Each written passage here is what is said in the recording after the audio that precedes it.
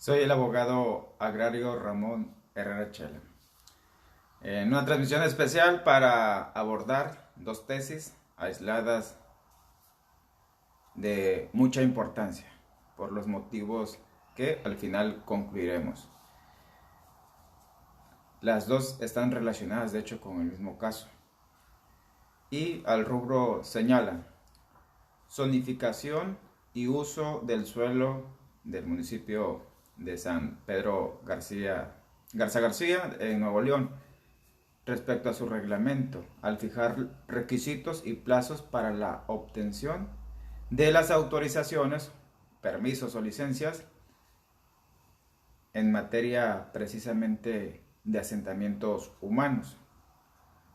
Por ahí este municipio entró en controversia con la SEDATU respecto a que si estaba o no violando el principio de reserva de ley. Es decir, de que si el municipio no se estaba metiendo en terrenos que son competencia exclusiva de la federación. Los invito a leer la tesis para ser práctico. Aquí ya quedó completamente reproducida de manera literal en el grupo, en donde concluye esa tesis que el reglamento de zonificación y uso de suelo del municipio de San Pedro Garza García, al fijar los requisitos y plazos para la obtención de las autorizaciones, permisos o licencias en materia de construcción dentro de las zonas urbanas o lo que es la urbanización pues de la zona de asentamiento humano, no viola el principio de reserva de ley, que está prácticamente su espíritu plasmado en el artículo 89, fracción primera de la Constitución Federal. Esta es la tesis de introducción que se publicó hoy 5 de marzo, y la segunda también está relacionada con el mismo tema, es respecto a la zonificación y uso del suelo, en este caso del municipio de San Pedro Garza García, que tiene su propio reglamento para establecer los requisitos para la obtención de licencias en materia pues de construcción, de urbanización, etc. Aquí seguramente la SEDATU se inconformó por considerar que el municipio de San Pedro Garza García violenta el principio de subordinación jerárquica. Es decir, la SEDATU reitera que son ellos los únicos competentes para reglamentar pues las políticas, y concluye esta tesis aislada: los artículos del reglamento municipal mencionado, el de San Pedro Garza García, al establecer mayores requisitos para la obtención de licencias de zonificación y uso de suelo, no modifican o alteran la ley estatal referida, sino que regulan detalladamente sus disposiciones. Por lo tanto, no violan el principio de subordinación jerárquica. Es decir, nos lleva a interesantes análisis. Ojo aquí, yo le llamo la ley de la SEDATU o ley SEDATU. Es aquella ley que es federal, desde luego, Ley General de Asentamientos Humanos, Ordenamiento Territorial y Desarrollo Urbano. Es la razón de ser actualmente de la SEDATU, que es una secretaría desde luego del gobierno federal, y en esta ocasión entró en controversia con una entidad federativa, particularmente con un municipio de Nuevo León. Señala la ley de la SEDATU en su artículo primero, de hecho, que la presente ley, la ley de la SEDATU, es de orden público, interés social y de observancia general en todo el territorio nacional. Las disposiciones de esta ley, SEDATU, tiene por objeto, y ahí señala varias fracciones respecto a cuáles son la finalidad de la ley SEDATU, en pocas palabras.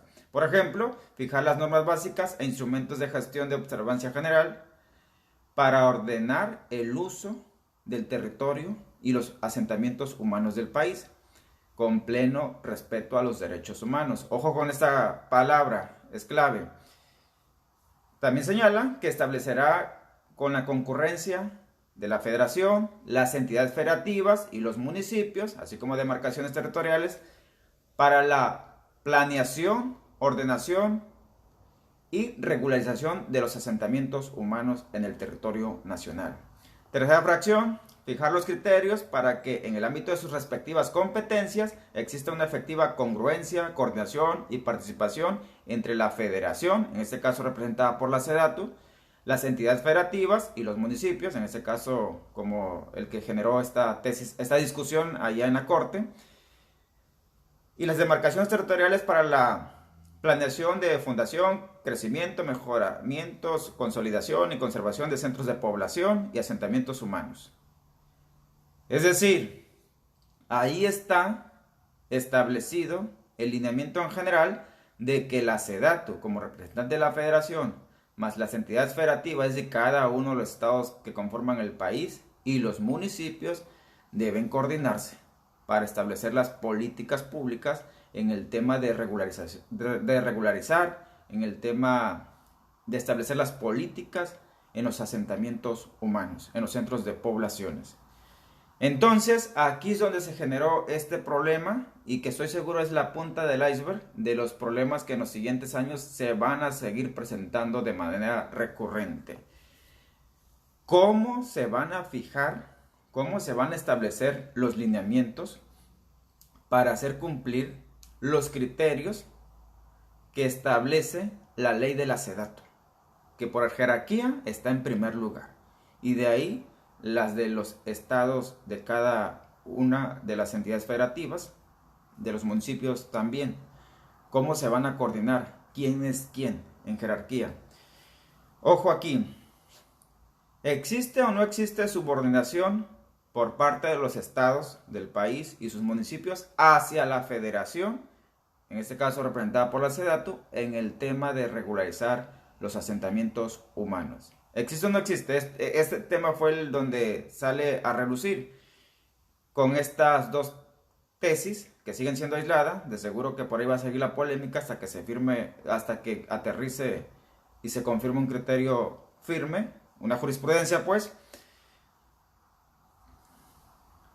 De hecho, ya había tenido la oportunidad de releer esta discusión que se dio desde hace como un par de semanas atrás, donde prácticamente planteaban si se necesitaba por parte de la SEDATU la aprobación previa de las políticas, de los planes de gobiernos estatales y municipales en materia de regularización de los asentamientos humanos, si se necesitaba o no, porque la ley de la SEDATU sí establece en algunos de sus fracciones de ciertos artículos que sí ocupa, y es ahí donde quedó el vacío, que sí ocupa, casi le pusieron el visto bueno, pero no aclararon.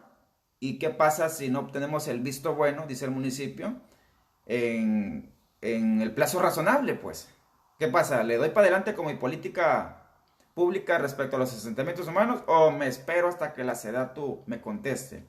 Y si no me contesta, entiendo que está consintiendo el acto, es decir, que me está autorizando. Y claro, si se opone, ¿con base a qué fundamento legal se va a oponer la federación a que yo, municipio, regularice zona urbana, los asentamientos humanos? Y aquí viene lo interesante del por qué cité en materia agraria estas dos tesis aisladas, porque desde hace rato y en los últimos meses con mayor frecuencia se empezó a extender la marcha urbana de las ciudades hacia las tierras de ejidos y comunidades, o los centros de poblaciones, los pueblos que se ubican dentro de los ejidos, dentro de las comunidades indígenas, comunidades no indígenas, siguen creciendo, algunas de ellas. Y ahí es donde está la papa caliente. ¿A quién le toca atender y resolver esa problemática? ¿A la SEDATU como representante de la federación? ¿Al gobierno del estado que corresponda? ¿Al gobierno de la entidad federativa? ¿O al municipio? Y créanme, entre ellos se andan echando la papa caliente. Y mientras tanto, el ciudadano de a pie, ¿a quién tiene derecho el ciudadano a demandar? por su legítimo derecho humano a una vivienda digna. Es más, quítenle lo digna, a un terreno, a un lote, a un solar, para que pueda construir ahí su casa habitación. ¿A quién le debe de demandar ese derecho humano? Insisto, al gobierno federal a través de la SEDATU, al gobierno estatal o al gobierno municipal, donde se encuentre radicando o de donde sea originario ese ciudadano. ¿Quién está obligado? Y esa pregunta va a quedar en el aire para la reflexión de esta transmisión. Y eso sí, me consta, algunos municipios, mientras son peras o son manzanas, ellos se siguen chamaqueando a la ciudadanía. Les están cobrando el pago del catastro, el pago de la boleta catastral. Y esa boleta, ese pago, no sirve para regularizar la tenencia de la tierra dentro de zonas de asentamientos humanos irregulares. Son realidades, ¿eh? Algunos me han mandado boletas de pago catastral con el sello de la Dirección de Catastro, con el cinismo de decir al catastro no sabe si esa tierra de qué régimen es, si es irregular o no, pero usted paga, punto. Y pues la ciudadanía siempre en búsqueda de tener algún documento para justificar su terrenito, su propiedad, su patrimonio, propiedad entre comillas, pues no le queda otra más que pagar o paga con la esperanza de que de alguna manera está adquiriendo algún derecho. Y no es así. El catastro se reserva la opinión respecto al régimen legal de este predio. Así le ponen con un sello azul, por cierto. Imagínense. Entonces, aquí viene algo también interesante. En el artículo 60 de la ley de la SEDATU, establece que la legislación local, en las materias objeto de esta ley de SEDATU, establecerá los requisitos para las autorizaciones, licencias, permisos de uso de suelo, construcción, fraccionamientos, subdivisiones, fusiones, relotificaciones, condominios y para cualquier otra acción urbanística. Y ahí establece los requisitos. El detalle está aquí, que por ejemplo, este municipio de San Pedro Garza García, pues dijo, yo soy bien bravo y le entro y voy a establecer mis propios requisitos. Y voy a delinear a detalle qué requisitos le voy a pedir al ciudadano, a la empresa privada que quiera construir. Entonces, pues la SEDATU pega de grito y dice, espérate, eso es de mi competencia. Tú no tienes vela en este entierro. Y es ahí donde se arma la trifulca legal que fue a parar hasta la corte. Entonces, pues ahí la corte, en criterios aislados, pues está resolviendo que no hay violación, por ejemplo, en cuestión de jerarquía, no hay una insubordinación por parte del municipio de San Pedro Garza García respecto a que pida más requisitos de lo que a criterio de la SEDATU están de más. O ellos no lo piden, SEDATU no lo pide, tampoco el municipio lo debe de pedir. Entonces ahí también está ese interesante tema de los principios. Recuerdo cuando compartí el video de que logramos una audiencia por videollamada, hace un mes prácticamente, algunos colegas de la vieja escuela pegaron de gritos porque expresamente la ley agraria no establece que una audiencia, un desahogo de la confesional se puede realizar por videollamadas. Intenté convencerlos por un momento nada más, pero luego me cayó el 20 que nosotros habíamos establecido el desahogo de esa audiencia basados en los principios del derecho, tanto en los principios generales y en los principios particulares de la materia agraria.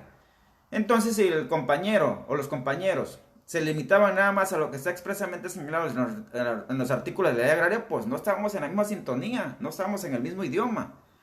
Así es, cierro paréntesis, así es esto. Para poder entender este tema, que es complejo, de hecho ahorita nada más estoy tocando la punta del iceberg, necesitamos enfocarnos a los principios del derecho para poder entender este rompecabezas, que es más grande de lo que imaginamos, de cómo va a estar el asunto en regularizar las zonas urbanas o los asentamientos humanos o llevar el desarrollo de la urbanización a los ejidos o a las comunidades. ¿De quién es obligación en primer lugar? Como lo he dicho en varias de las transmisiones, Para regularizar la zona urbana de cualquier ejido, de cualquier comunidad, hay dos sopas nada más. O lo hacen a través de alguna asamblea de delimitación, destino y asignación de tierras, llamadas también Procede, FANAT, Rajá, o asambleas de asignación de solares, coloquialmente llamadas, con la participación de la Procuraduría Agraria principalmente y del Registro Agrario Nacional principalmente. O lo hacen a través de la expropiación de esa zona urbana, a través de lo que antes era CORET, ahora INSUS, Instituto Nacional del Suelo Sustentable, que está sectorizado también a la SEDATU. Nada más de esas dos. O ahí también encaja la subcategoría precisamente de los gobiernos estatales o municipales, que son muy raros los que le quieren entrar a la regularización, como por ejemplo aquí este municipio de Nuevo León, le quieren entrar. Pues bien, mientras el ejidatario, mientras el ciudadano, el posesionario, el ocupante de ese solar irregular no se decide si va a ser la federación, si va a ser el municipio, si va a ser el gobierno estatal, los que le van a entrar a la regularización, mientras él, ¿a quién tiene derecho a demandarle? ¿A quién tiene derecho a que se respete su derecho humano de una vivienda digna? O ponle tú que por lo menos un espacio donde pueda edificar su vivienda, un lote, un solar, pero regularizado. ¿A quién tiene derecho a demandar en primer lugar? Estaría por demás interesante que en diferentes puntos del país intentáramos esta clase de amparo promovidos por el ocupante, por el posesionario irregular, como quejoso, en un amparo indirecto, podría ser. Y vamos viendo si esto llega también a la Corte y en qué sentido resuelve la Corte. ¿Quién de ellos tiene la principal responsabilidad de cumplirle al ciudadano ese derecho humano? Entonces ahí están las opiniones. Definitivamente quedan mucho más preguntas en el aire que conclusiones en esta ocasión, pero esa es la finalidad, de que abordemos desde este contexto realista esta clase de criterios. Deja tus preguntas, deja tus comentarios, deja tus aportaciones, desde luego que son valiosas. Nos vemos en la transmisión de hoy en la noche.